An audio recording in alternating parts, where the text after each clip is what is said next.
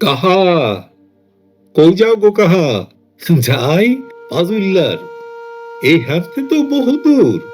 কি আর করবি রে বাজান, এই গরমটার মধ্যে মাটি তো তাইত্যা রইছে, পাও তো পূর্ব।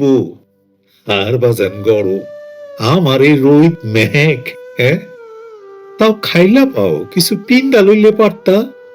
ওই তো পইরা হাঁটতে পারি না রে বাজান, হাডা হাডির লাগিয়া খাইলা পাও এই বালা। তা তুই এই মোড়া কি করস? গরু লাড়ি গো কাহা, ঘাস আছে নিয়ে মোড়া, সবে তো পুইরা গেছে, যাই আছে খুঁজে দেহি, একটু জিরাইয়া যাও। ওরে, একটু জিরান লাগবো। তা তুই আবেনি? খাড়াও, দড়িরা ভাই দাহি। হারান কাকা গোয়ালা, অশীতপর বৃদ্ধ, সাহাপাড়ায় ঘর, সংসারে কেউ নেই তার। সে আর অসুস্থ বুড়ি, বংশের বাতি জ্বালিয়ে রাখার জন্যই হয়তো বেঁচে আছে একটি মাত্র নাতি। এই নাতিটার জন্যই হারান কাকার যত চেষ্টা, বাড়ি বাড়ি দুধ ফেরি করে, সুবিধে না হওয়ায় দই পাতে, ভাগ্যের অন্বেষণে গ্রামের পথে পথে ঘুরে। হায় ব, তোমার দই কেমন চলে কাহা? কই আর চলে, মাইনষের বাড়ি বাড়ি ঘুরি, দই নিলেও দাম দিতে চায় না। তা দুধ বেচলেই পারতা। দুধও আগের চলে না রে, ব্যক্তির বাড়ি বাড়ি গরু ছাগল জাগো নাই, হেরা নিলেও নানান কথা কয়, দুধে বলে জল দে। তা তুই খালি কথাই কবি, নে একটু দই খা, জুনুই দিয়া একটা লস। তুমি কিছু খাইতা না? কি খামো, কিছুই তো নাই, কারো পাইতে গিয়া পানি খামুনে। ধর, এই হরফিটা খাও। তুই সেরা ইত্রামি করস, আরে আমার দাঁত আছে নি? হারান কাকা থকলা দাঁতে হাসে। বিশ্রাম শেষ হলে আবারও রওনা দেয়, কাঁধে দইয়ের বোঝা। দিনে দিনে বিক্রি করে ফিরতে হবে, আধার ঘড়িয়ে এলেই মুশকিল। চোখ দুটোই ছানি আছে, অপারেশন করবার পয়সাও নেই। মুমিন তাকিয়ে থাকে চৈত্রের তেতে ওঠা মেঠো পথে হারান কাকার বেঁচে থাকার তাগিদ দেখে। গরুর হাম্বাটাকে সম্বিত ফিরে আসে, গরুর স্থান বদলে দিতে হবে। দই লইবেন নি মাগো লক্ষ্মী, দই, খুব ভালো দই, নিজেই পাচ্ছি মাগো, একটু মুহে দিয়া দেখেন, বাজারের দই ফেল, যা গরম পড়ছে, দই শৈল শীতল রাহে, পেট ঠান্ডা রাহে, বাজারের মেজাজ মর্জিও শীতল থাকবো। হইছে হইছে, বালা দই কেউ বাড়ি বাড়ি ঘুরে বেসে না, মুহে একটু দিয়াই দেন, একবার খাইলে এই হারানের নাম কম লাগবে। কত কইরা দই, কত কইরা দই? দাম লইয়া ঠেকতো না গো মা লক্ষ্মী, আগে খান, পরে দাম দিয়েন। দাম নাই আপনার দইয়ের? আছে, না থাকলে খামো কি গো মা লক্ষ্মী, আপনার মাসিরে কি খাওয়ামো? আজকে কইলাম দাম দিবার পারুম না, অসুবিধা নাই গো মা লক্ষ্মী, খাইলাইমু, তখন দিয়েন। এভাবেই চলে তার দইয়ের বিক্রি, লাভের অঙ্ক সামান্য, কথার চালান ঢের বেশি, কখনো কটু কথাও হজম করতে হয়। কি দিয়া দই বানাও?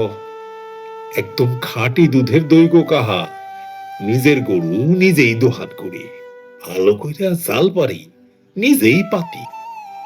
আহ, তোমার দই তা ভাত মাখলে বিলায়ও খায় না। কাহা, টেহারা যদি দিতেন। আরে নিও নিও, আজকে কোনো টেহা পয়সা নাই, পরে নিও। বাজার গো, ঘরে সাইল বারণ তো, টেহাটা পাইলে সাইল কিনতাম, গরুর ভুসি কিনতাম। আর তুমি যাওছো দেখি, বহুত কাম আছে, পরে এলো, অহন যাও। অসহায়ের মতো ফিরতে হয় হারান কাকাকে। ভুসি আনছেন নি গো গোয়ালা? নুনে জলে ভুসি গুল্লা গরু ডিরে দেন, মুখ না খেরে হারা দিন থাকলে দুধ দিব কেমনে? গরজা চাইল আছে, আজকের দিন চলত না। আপনি যেমন কথা, কয়দিন ধরে এই চাইলের কথা কইতাছি, বাজারে কেউ তো বাকি দিল না। কুছে যে কয়টা টেহা ছিল, বসি কিনছি। থাক দে, আমাকে দানা পানি কিছু একটা বলি হইব। অবলা গরুগুলি রে যে দেই, দুধ দিনে দিনে কমতাছে। খারাপে কয়টা চাইল কর্জ আনন যায় না, কেডাই দিব? এই বাড়ি ওই বাড়ি ঘুরা চলতাছি কয়দিন। হারান গলা থ দাঁড়িয়ে থাকে। দইয়ের দাম বাকি পড়েছে, কেউ দিতে চায় না। আজকের হিসেব করে শুধু সে, আগামী বলে কিছু নেই তার। ওকে এক মাস বেদনা নিয়ে ঘুমোতে যায় হারান কাকা। ঘুমায় পড়ছিস বউ, কিছু কইবেন? দিন যে আর কাটে না রে। ভগবান আছেন, উনি দেখবেন। তখন ঘুমান, কালকে আবার চালন লাগবো না, না ঘুমাইলে হইব? ঘুমায় না রে বউ। তুই অন্য ভগবান বিশ্বাস করস? করুন না কেন? আমাগো ভগবানই ভরসা। তোরে আমার হিংসা দেব, অবল হারাইয়া তুই ভগবান ভগবান করস। কি কর, কি করে তা? বাবু, ধোকা ধোকা। চোখে সামনে একটা একটা করে পোলাগুলিরে মরতে দেখলাম, নিজের হাত ও মুখে আগুন দিলাম। ভগবান কইয়াছিল এই দিন। আমার কোনো ভগবান নাই রে বউ, আমার কোনো ভগবান নাই।